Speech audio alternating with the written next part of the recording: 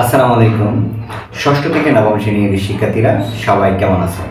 আশা করি সবাই ভালো আছো। আমিও ভালো আছি আলহামদুলিল্লাহ। প্রিয় শিক্ষার্থীরা, আগামী 15 জুলাই অর্থাৎ আগামীকালকে তোমরা যে মূল্যায়ন পরীক্ষায় অংশগ্রহণ করবা, সেই মূল্যায়ন নিয়ে কিছু গুরুত্বপূর্ণ কথা বলবো আজকের ভিডিওতে। দেখো, ইতিমধ্যে তোমরা কিন্তু 3 থেকে 4টা মূল্যায়ন পরীক্ষায় অংশগ্রহণ করেছো। তারই ধারাবাহিকতায় কিন্তু আগামীকালকে মূল্যায়নে অংশগ্রহণ করবা। তো আগামীকালকে এক এক ক্লাসের কিন্তু এক এক মূল্যায়ন। তো আগামীকালকে তাহলে মূল্যায়নের প্রস্তুতিটা তোমরা কিভাবে নিবা? তো ইতিমধ্যে কিন্তু তোমরা আগামীকালকে যে বিষয়ের মূল্যায়ন দিবা বা মূল্যায়ন অংশগ্রহণ করবা, ওই বিষয়ের কিন্তু কোনো না কোনো ক্লাসের কিন্তু মূল্যায়ন হয়ে গেছে অলরেডি। যেমন আমি যদি বলি যে গণিত মূল্যায়নের কথা বলি, যে আগামীকালকে কিন্তু ক্লাস 7-এর মূল্যায়ন পরীক্ষা, ক্লাস 7-এর গণিত মূল্যায়ন পরীক্ষা। তো 6-এর গণিত মূল্যায়ন কিন্তু হয়ে গেছে। তো ক্লাস 7-এর যারা আছো তাদের প্রতি আমার পরামর্শ থাকবে, তোমরা ক্লাস 6-এর যে গণিত মূল্যায়নটা হয়েছে, সেই মূল্যায়নের যে প্রশ্নটা, এটা তোমরা একটু অ্যানালাইসিস করো।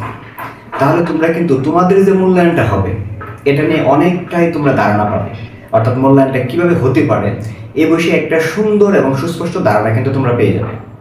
ঠিক একই রকমভাবে যেমন নবম শ্রেণীর আগামীকালকে মনে হয় ধর্ম পরীক্ষা। তো ধর্ম কিন্তু হয়ে গেছে, ক্লাস 7-এর মনে হয় ধর্ম হয়ে গেছে। তো এই তোমরা ক্লাস 7-এর যে ধর্ম পরীক্ষাটা হয়েছে, তোমরা ওই ধর্ম পরীক্ষার প্রশ্নটা একটু নিয়ে অ্যানালাইসিস করো। তাহলে তোমরা কি করতে পারবা, ওই তোমাদের যে ধর্ম পরীক্ষাটা আছে সেটার একটা ভালো একটা ধারণা পেয়ে যাবা। ঠিক একই রকমভাবে অষ্টম শ্রেণীর আগামীকালকে বাংলা পরীক্ষা। তো ক্লাস 6 অথবা 7-এর কিন্তু বাংলা পরীক্ষা হয়ে গেছে।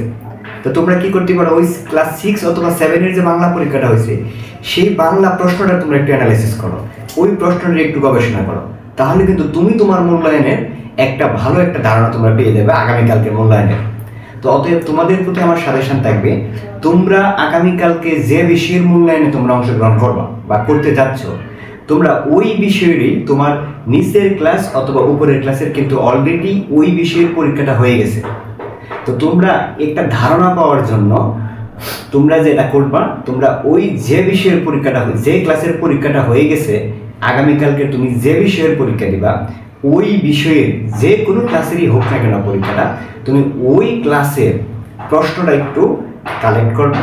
প্রশ্নটা কালেক্ট করে প্রশ্নটা একটু তুমি যাচাই বাছাই করো এবং প্রশ্নটা একটু অ্যানালাইসিস করো। তাহলে তুমি কি করতে পারবা, তোমার যে মূল্যায়নটা হবে সেটা তুমি খুব ভালো একটা ধারণা তুমি পেয়ে যাবা।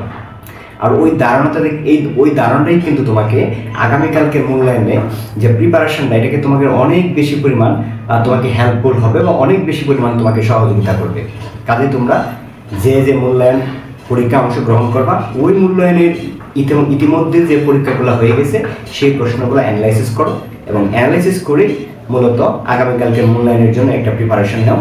এবং আশা করি তাহলে তোমরা আগামীকালকের যে মূল্যায়নটা আছে সেটাতে তোমরা অবশ্যই ভালো করবে। ধন্যবাদ সবাইকে।